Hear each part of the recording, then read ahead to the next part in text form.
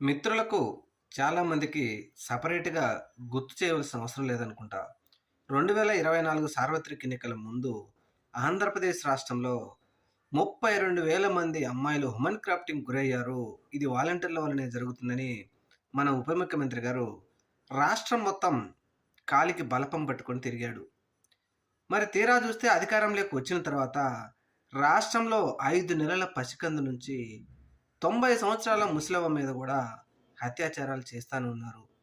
దీని మీద ఎటువంటి సీరియస్‌నెస్ లేని ఈ ప్రభుత్వం గాని, పవన్ కళ్యాణ్ గారు గాని, లోకేష్ గారు గాని, అనిత గారు గాని వీళ్ళెవ్వరూ కూడా కనీసం మహిళల భద్రత గురించి ఒక రివ్యూ చేయడానికి గాని, ఆ కుటుంబాలను పరామర్శించడానికి కూడా వీళ్ళకు సమయం లేదంటే ఇంతకంటే ఘోరం మరొకటి లేదు.